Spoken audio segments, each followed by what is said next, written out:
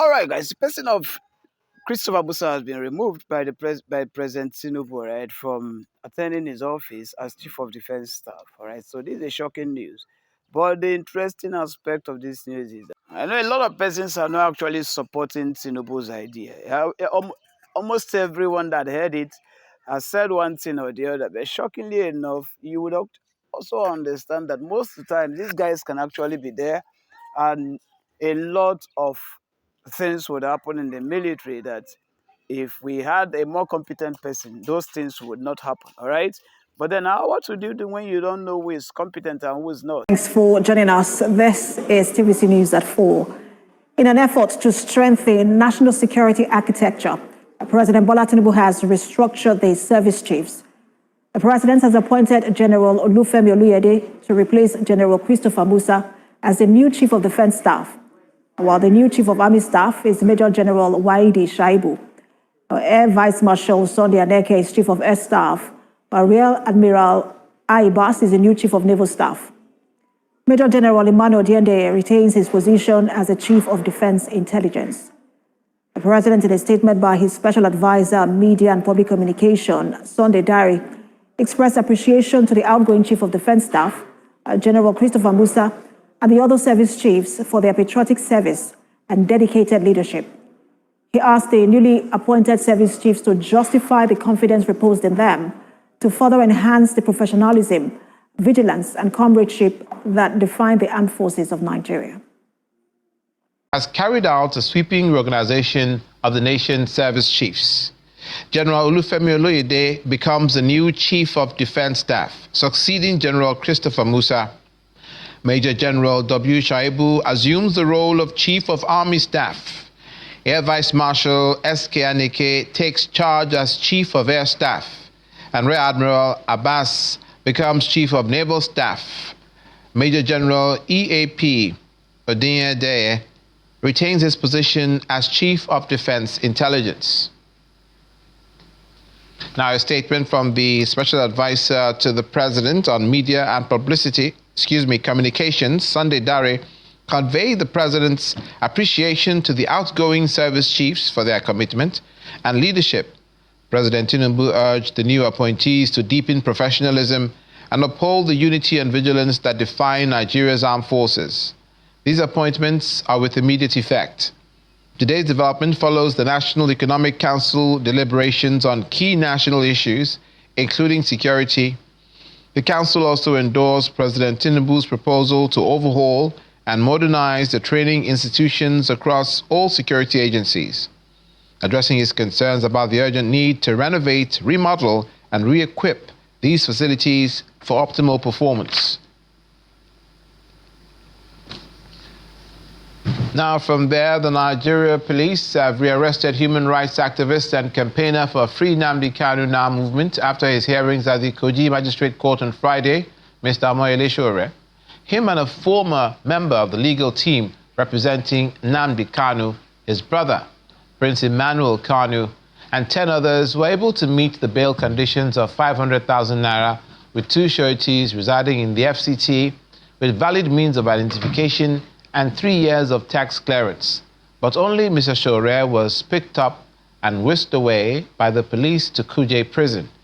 He's expected to be arraigned on Monday, October 27th, on another charge filed against him in relation to his claim that President Tinubu is a criminal.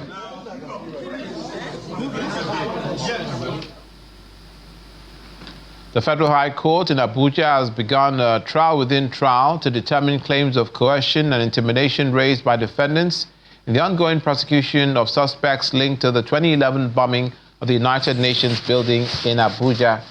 At the resumed proceeding, counsel representing both the prosecution and defense confirmed that they had jointly reviewed video recording of the defendants' interrogations in the presence of court officials. The DSS also told the court that masked witnesses will testify during the trial within trial to address the defendants' allegations of coercion in obtaining their statements. The development follows an earlier ruling by Justice Emeka Wite granting the DSS's request for an accelerated hearing in the long-standing terrorism case. The trial involves Khalid al-Banawi, alleged mastermind of the August 26, 2011 UN building bombing, which killed over 20 people and injured more than 70 others. Al-Banawi, arrested in 2016 in Lokoja, Kogi State, is accused of leading a faction of Boko Haram known as Ansaru.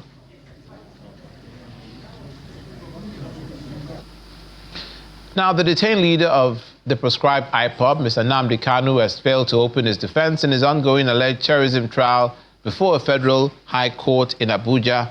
Mr. Kanu said he could not do that is, open his defense, because he was not handed the case file to enable him make himself familiar with its contents and prepare for his defense.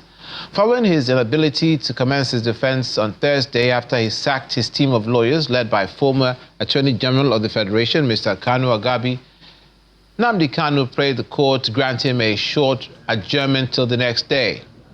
At the resumed hearing the next day, which happens to be today, Friday, the prosecuting lawyer told the court that the case was scheduled for Kanu to open his case.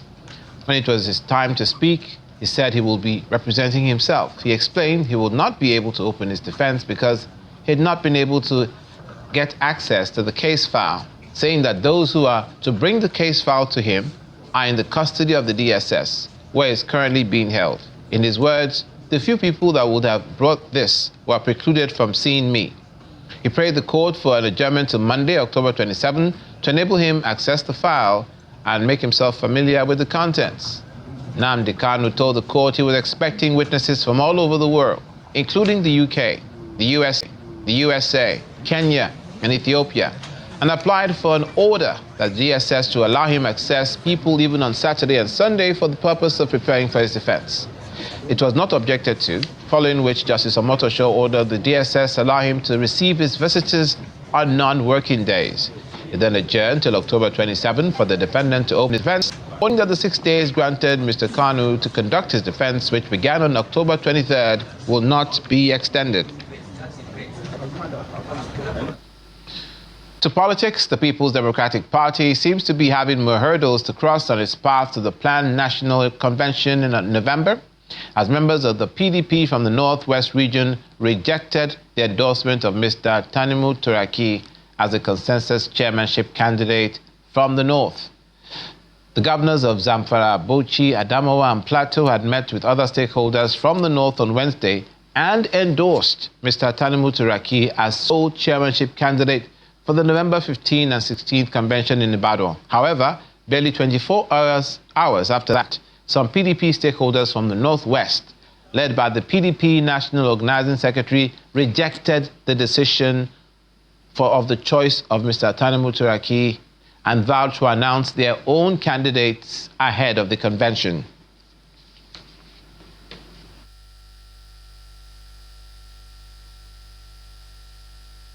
This meeting was an instance of the governor of Zamfara with a view of adopting a particular individual for the national chairmanship position that is zoned to Northwest.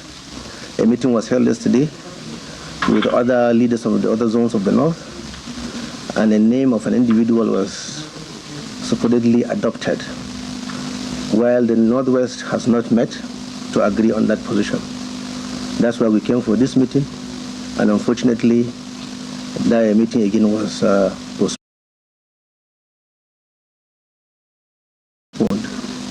So what is want to make clear to everybody is this zone has not adopted anybody as a candidate from this zone to be chairman of the People's Democratic Party.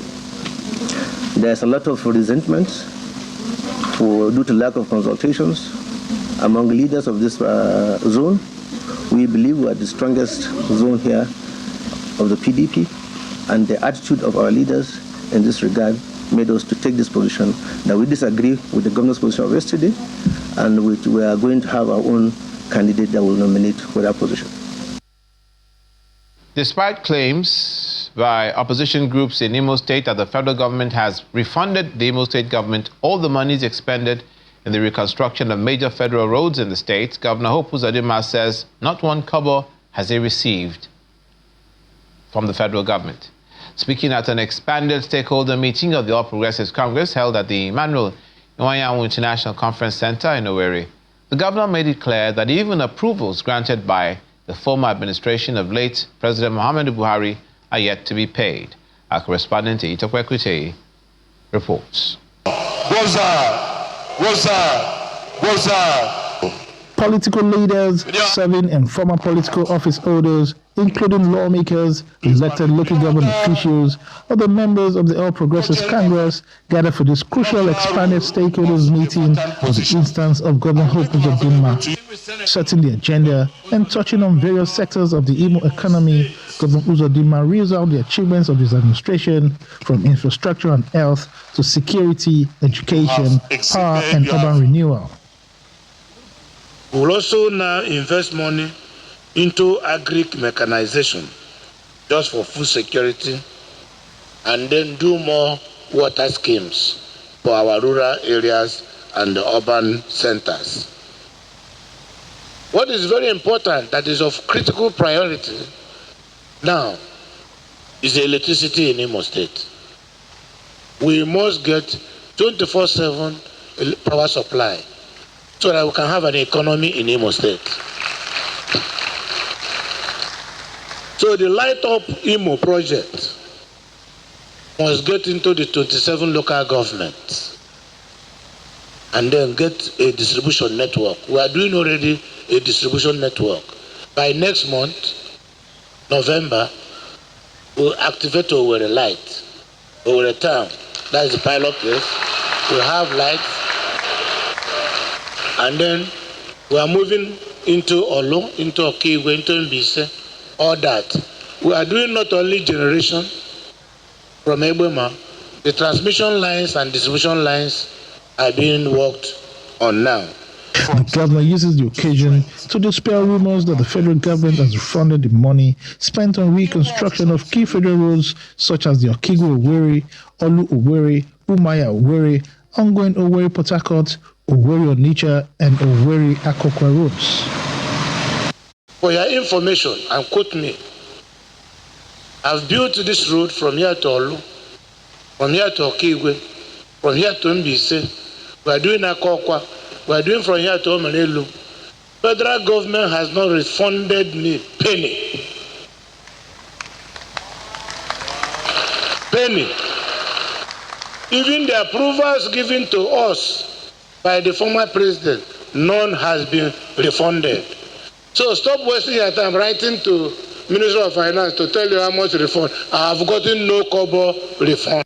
APC chairman in Imo State and senator representing Imo West Senatorial District commended the governor for his leadership to create a bigger and better Imo State. We want to thank our governor for doing so well in the health sector. He has done well in the health sector. The health insurance scheme is on our mind, and the world is thanking the governor for that. Yes, you have done so well. This place is so beautiful, so magnificent, so electrifying, to the extent that even the blind can see if you look at this place. And this gives you an indication of the type of quality job that our governor is doing across the state. Other dignitaries echo these sentiments. When vision meets discipline, results follow, and that is visionary leadership. The roads being constructed, the digital skills being impacted, and the renewed confidence among Imo young people are all not coincidences, but rather they are results of consistency, competency, and conviction. You've done well in terms of infrastructural development, physical upliftment on this thing. I am sure that most visitors who come to Imo would not recognize Imo if they had not been here some 1 or 2 years ago. As the meeting wraps up, Governor Uzodinma reaffirms his administration's commitment to transparency, accountability, and inclusive governance, promising to keep working towards a more prosperous Imo State where every citizen feels the impact of government. Eyitokwe Kute, Channels Television News. Nigeria's Minister of Works, Engineer David Umahi, has directed that the 37.9-kilometer Bodo-Boni Road in Rivers State be open to traffic by the end of November, with full completion and commissioning slated for December. The minister gave the directive during an inspection tour of ongoing federal road projects across the South-South and Southeast region. Listen, by 15th of December, every job in this place should be completed except asphalt on top of these 5 kilometers. But from the 15th of the end of November, we've also agreed that this 5 kilometer should be surface with stone base. It can be 5 cm, it can be 10 cm, and then open it for traffic. So I'm directing the controller by the end of November, go and remove all the barricades and they open the road for traffic so that the vehicles can also help to do consolidate. And then we watch, the road for December, January, and February. Timmy, we put the asphalt so that we call the president to come and commission. The Minister of Education, Maruf Alausa, has announced plans by the federal government to empower 80,000 teachers nationwide with zero-rated data access and subsidized devices to enhance professional development and classroom delivery. They say, is in furtherance of the efforts of the federal government of Nigeria to strengthen the national security architecture. Well, our major focus tonight, planned for tonight, is being the issue of constitution. And there's someone who says he understands what could be the solution to Nigeria's problem. He's a former president of the Nigerian Bar Association who will be breaking in all down. There is a blueprint that can get Nigeria out of the woods and get us to the promised land. But before we get talking to him, what does this decision of the president today, what does this mean for our nation? Let me bring in a retired military general, General Anthony Atolagbe, who is live for us to give us an understanding what it means, the decision of President Bola Tinubu. Someone who has been in the high commanding position in the Nigerian military and someone who served in the field and someone who has been in administration, the change of guard in the top hierarchy of the Nigerian military means something, especially on the heels of a rumored coup plan in Nigeria. And this is coming. Nobody heard it. Rumors never got it that this was going to happen. But did you see that coming?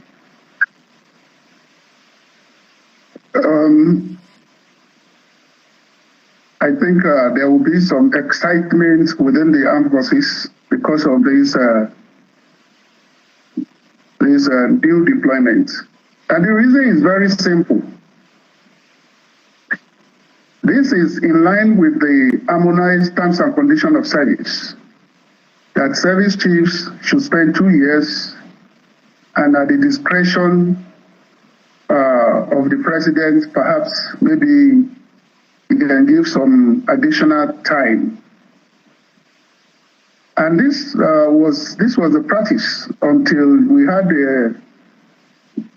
some kind of extensions.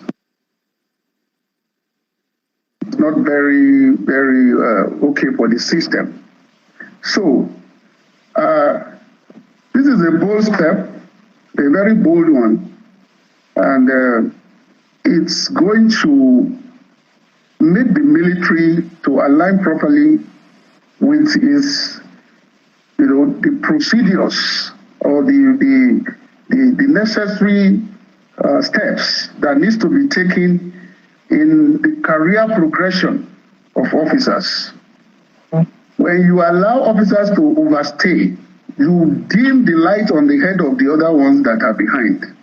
But this president has done something that is remarkable. And in fact, I know that the system will be quite excited with this development. So there are two things that I'm curious about, General, is the fact that there are two people that are prominent here. They were just retained, and that's the chief of defense intelligence. And the chief of army staff has now been promoted to become the most senior military officer in the land. I understand he served at the 39th course.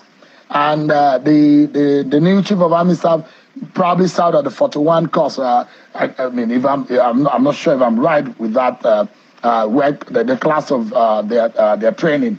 But you look at those who are retained and those who have let go. Could there be any strategic reason behind that decision? Okay, some of these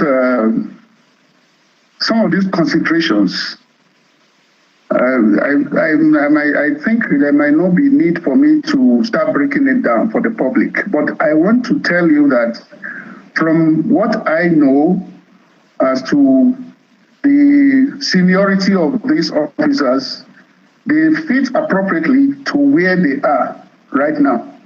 And a career progression also allows for continuity in the